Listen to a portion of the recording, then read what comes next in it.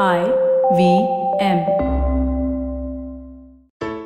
Cred has made paying your credit card bills so much easier, and by just paying your bills on the Cred app, you could win some epic rewards, prizes, cashbacks, and a whole lot more. It's just that simple, so don't miss out, just download Cred.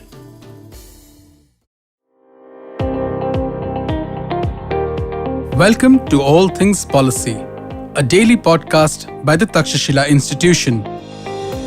We are a bunch of policy nerds based in Bengaluru, and we like bringing fresh perspectives to Indian affairs and Indian perspectives to global affairs. So grab a cup of coffee, sit back, and join us for today's chat. Hi and welcome to this episode of All Things Policy. My name is Shambhavi and I'll be the host today. And along with me, I have Ruturaj Govaikar. And we are going to be discussing digital tools for monitoring of global public health. We have seen as the COVID-19 pandemic has reached through the world, some countries have had more transparent mechanisms of reporting number of cases and number of deaths, while other countries have been accused of shielding away or suppressing data. How do we actually assess public health, and can we create better measures for monitoring public health? What's going to be the focus of our discussion today? So, Ruturaj, let's begin with the first questions. What would be the ideal way for a government to have data on number of infections or deaths in an area? The best sort of data is directly coming from all sort of hospitals, public hospitals or private hospitals, that gets updated daily. So you have a almost real-time picture of what is happening in a particular region or the country as a whole. But as we know, this is a very ideal scenario, and most often than not, simply the system is overwhelmed, so the records are not updated frequently in places where there is a centralized system of records keeping, or there is no physical infrastructure present or a system to log in such cases, or certain countries are notorious for their bureaucracy, so it takes too much time for such data to come out for public health personnel to actually analyze and act upon, or certain regimes are authoritarian and very opaque, and they don't want their public health related data to be out. So the most ideal would be information directly from hospitals, but in the world that we live in, we are nowhere close to such an ideal system of data gathering. Right. It reminds me of the time when we were looking at COVID testing that was happening. Obviously, data which was coming from both government labs as well as from private testing centers. Some states were releasing data on both how many were RT-PCR tests and how many were the antigen antibody tests, and some states were not. And so in some places there was just that lack of capacity maybe, or a lack of transparency into what kind of tests were being done, what was the actual disease burden. But okay, capacity increase will obviously take time to build. In the absence of that, how do we even know that the data that is being reported might not always be matching the data on the ground, or rather the situation on the ground? Yes, so in case of such data directly from hospitals, there are certain proxies that we can rely on up to certain limitation. Now, what I mean by these proxies are that we currently live in the digital age where people continuously tweet about the most minor of events. And there have been instances where people have actually tweeted about their experience of a particular hospital or certain hospitals recording more number of cases. Similarly, there are many news agencies all over the world in multiple languages that have a lot of presence in many different cities and regions of the world. There are also certain older systems where the doctors from various hospitals used to voluntarily email anonymized data to a central repository so that their peers in neighboring cities or states or even countries could get some early idea of certain trends of diseases or other such public health-related events that were happening in certain localized areas. So if we see, if the more ideal system, the ideal proxy would be all such individual sets of data are somehow analyzed on a larger scale and made sense of. And there actually are certain systems present in the world right now which are not very glamorous, which are not really covered much in the global news cycles. And these are known as digital monitoring systems for global public health. We will talk about it in detail slightly later, but I would like to point out that these are very small and nimble systems. Some of them are manned by completely private entities, some of them are funded by governments, while some of them are part of larger multinational agencies like WHO or UN. But Ruturaj, how much can you actually rely on algorithms or just looking at news reports? Because different countries have different approaches to even controlling or suppressing data. So, is there a way to classify countries and then have different approaches to different countries when it comes to assessing public health information coming out of them? Yes, you're absolutely right, Shambhavi, that we cannot rely completely on such systems because different nations have different transparency in terms of reporting data, or certain nations actually suppress such data for various reasons. So this monitoring system, the digital monitoring system I mentioned, cannot be looked or cannot be relied upon on its own. We need to look at the data that these digital monitoring systems spew out with reference to certain rankings of nations, and these rankings relate to the public health infrastructure and other related policies that a particular nation has implemented in its past or is in the process of implementing. Now, there are certain documents or certain frameworks that I would like to introduce here, which exactly provides such a framework upon which we can fit this digital data. And one of them is the WHO's International Health Regulations Framework. It is a legal framework which allows nations which actually helps nations formulate certain strategies. Their most basic and the most simplified form is Detect, Report, and Respond framework. And these three things might seem very simple, but when a calamity strikes, these systems, these very simple basic systems, help in stabilizing government, stabilizing relief aid, and most importantly, reporting what is going on from the ground. So one such system is the IHR, the International Health Regulations Framework. Apart from that, there is something called as the Global Health Security Index. Now, this is an index of countries and the countries of the world, and the countries of the world are ranked in this index based on how well they have implemented certain policies. Now, this indexing is done by WHO along with certain other external players as well. Now, what are those things that WHO actually considers when a country is ranked as per the GSI index? These typically are what is the level of vaccination in a particular country? What has been the level of corruption in its medical system? How free a particular country is when it comes to reporting such cases, and so on. Whether a particular country is involved in developing bioweapons, are there any threats? Does a particular country have any threats of being attacked using bioweapons? So all these factors are considered, and a country gets a score. Another one such document or framework is the Global Health Security Strategy document. This comes from United States. It is an extension of USA's own national security document, but extended to the global on the global scale.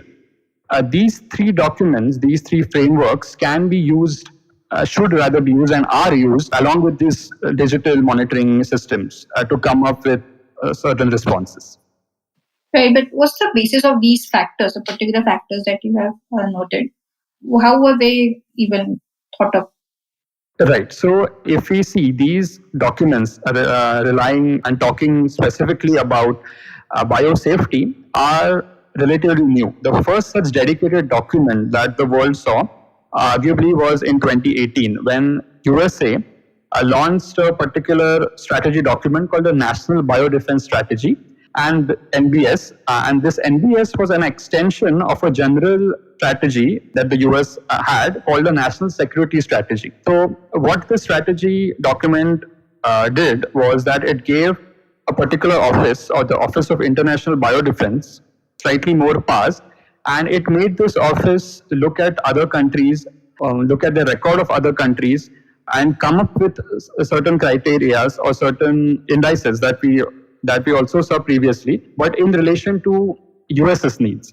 And then this was later picked up by WHO, where another thing called the Joint External Evaluation mechanism was developed, and many such documents have come based on this, where the WHO, along with USA, looks at the world as a whole in terms of biodefense. And again, the same criteria, as I mentioned earlier, are at the core of these documents. Okay. So we are basically saying that there is a framework to actually categorize countries, and there are approaches to get data. Which are the organizations which are like doing this data gathering? Right. There are quite a few organizations. The level of success and the level of penetration is different for different organizations. I would not mention all, but there are certain honorable mentions. One of the largest is called, though not a strictly monitoring organization, it is involved in this. It's called the Global Health Security Agenda. It's a multinational body, and it works to meet the previously mentioned GHSS objectives. GHSS objectives are the ones that the US initially developed for its own domestic use and then expanded it to the world. So this particular agenda has a mix of government participation as well as certain multinational NGOs, and they have limited monitoring about biosecurity and biosafety as well. The next one, which can be looked at as a pure monitoring organization, is called as a Global Outbreak Alert and Response Network, GOARN. It is not a WHO body per se, but it has many specially trained technical people, as well as public health institutions, laboratories, as well as NGOs. And the way it operates is, the role is slightly more biased towards deploying field teams when a particular public health emergency strikes anywhere in the world. But before that, they also have certain monitoring which uses digital technology. And the Global Outbreak Alert and Response Network borrows certain resources from the Nuclear Threat Initiative. It is another NGO working in such similar fields, but is dedicated towards responding to a nuclear emergency. Apart from that, there are certain military organizations, especially the US's NATO Health Surveillance, which also has certain capabilities. This branch was originally set up by the American Armed Forces to protect its forces which were deployed on overseas bases. So the idea was, wherever there are US forces, there should be certain people along which travel along with these US forces and understand what is the public health scenario in and around US bases, so the US troops are not actually hit by a communicable disease. Now, over the years, they have increased their surveillance, and from a US health surveillance, it has become a NATO health surveillance. But as the name suggests, it only operates within the NATO framework, and especially looks out for the health of the armed forces of NATO countries. One of the most successful ones is called as the Global Public Health Intelligence Network, GPHIN. It is a Canadian service. It is funded by the Canadian government, and it feeds into WHO. It is one of the most active monitoring systems out there in the world.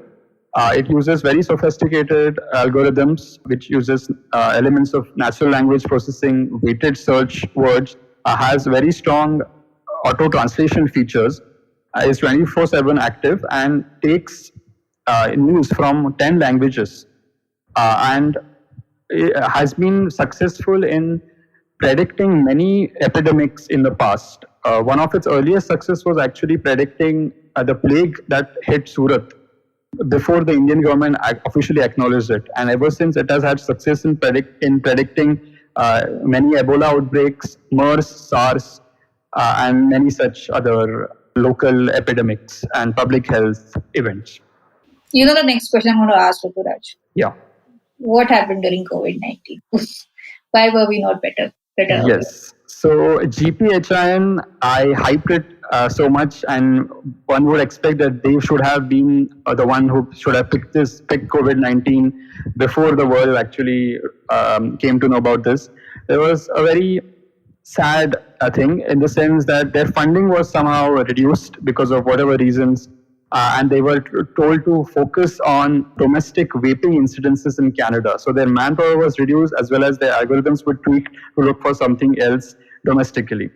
And this, retrospective vision is 2020, but if GPHIN had been working with all hands on board, maybe we could have had more clarity in the initial days of what was happening in China, and maybe things would have been slightly different. But this is again speculation. But now the GPHIN is back again on tracks, and in fact, after the COVID-19 outbreak, there was another minor outbreak of a tick-borne disease in China, and GPHIN was again the first one to pick it up successfully and warn the world about such an event. It's quite unfortunate. So you're talking about organizations. Are there more that?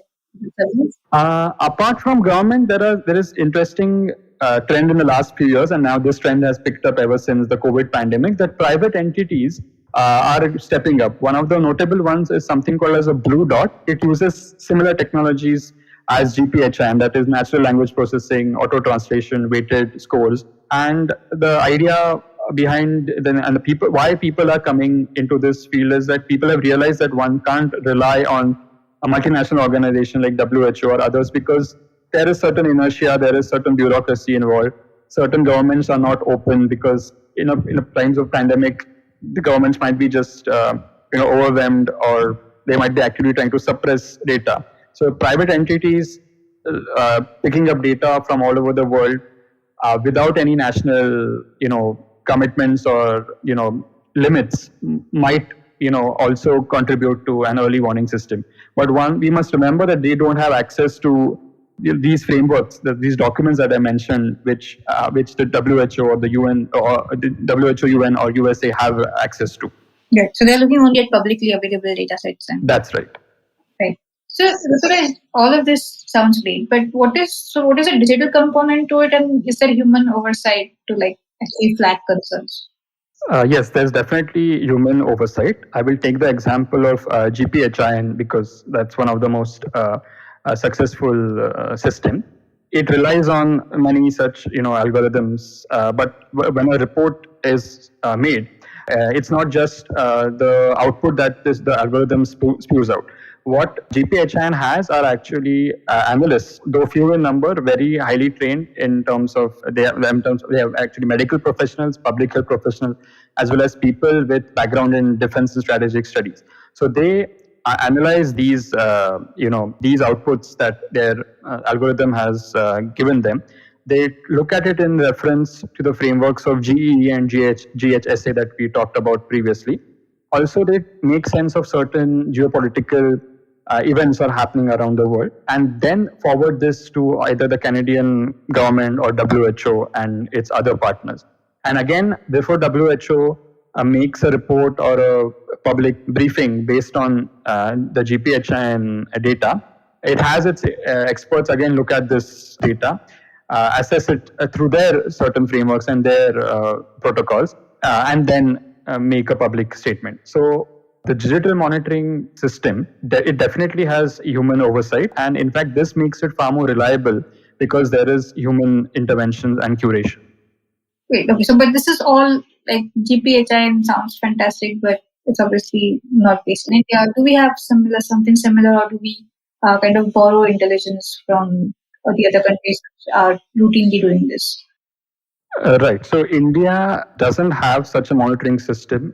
It doesn't have system to monitor such public health related events within its own borders, nor does it have a system to track global events.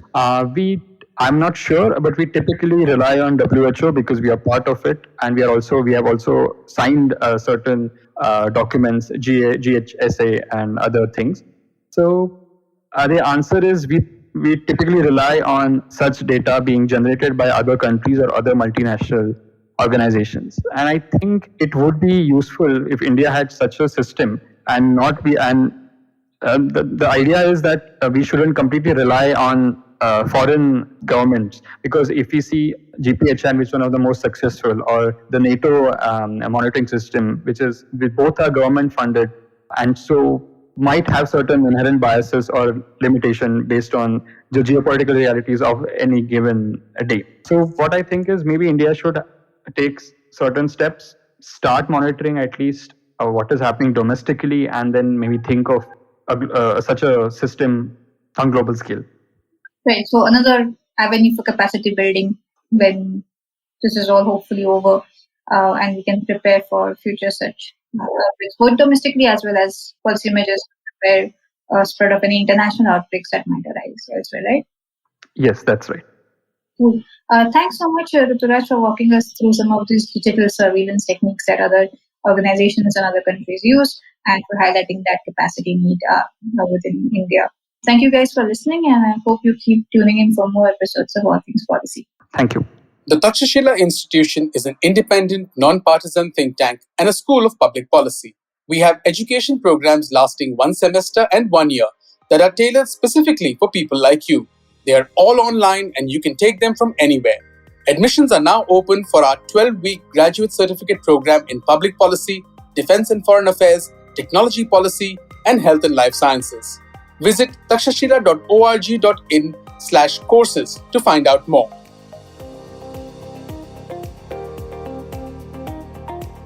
If you liked our show, don't forget to check out other interesting podcasts on the IVM network. You can tune into them on the IVM Podcast app, ivmpodcast.com, or wherever you listen to your podcasts. You can also follow IVM on social media. The handle is @IVM Podcasts on Twitter, Facebook, and Instagram. And hey, if you'd like to dive into Takshashila's research on technology, strategy, and economic affairs, check us out at our Twitter handle @TakshashilaINST or our website takshashila.org.in. I hope you enjoyed that show. If you aren't following us on social media, please do. We're IVM Podcasts on Twitter, Facebook, and Instagram. We'd like to thank the sponsors on the network this week, Cred, CED, TheWholeTruthFoods.com, and PayPal. We really appreciate your support. So this week on Cyrus Says, Cyrus had some interesting guests. Gayo Zirani was on to talk about his new Netflix film, and Mayur Tekchandani has made a new coffee table book about the city of Mumbai, which he came to discuss on the show. On the Wire Talk, Siddharth Bhatia was joined by Dr. Ali Khan Mahmoodabad to talk about the Muslim community's issues during these thorny times. On The Habit Coach, Ashton Doctor is joined by Sonia Jas to talk about the importance of fitness and why this is a great time to begin a journey to good health. The Simplified Gang has reunited and they discussed the hue and cry around the European Super League that was eventually just dropped after 2 days. On Shunya One, Sheila and I are talking to Gurubat from PayPal India. We talk about fintech, the future of digital payments, and a whole lot more. Really deep and interesting conversation about PayPal, its plans in India, and what kind of hiring they're looking to do. On the Millennial Athlete, Tanvi and Shlok were joined by sport and performance psychologist Dr. Shri Advani to talk about mental health for young sports stars. And I just want to again mention some of our cricket shows you should definitely check out, Edges and Sledges. And we also have a Hindi show called Khel Niti. Do check that out as well. And with that, we hope to see you again next week. Namaskar, dear friends. My name is Ashish Vidyarthi. Life, as you know, is a journey. And you and I, travelers, how can we celebrate this travel? I have a podcast for you, Begin the Journey. I share stories and moments from my life. Do tune in every Monday and Thursday to listen to my podcast on the IVM Podcast website, app, or wherever you get your podcast from. Cheers.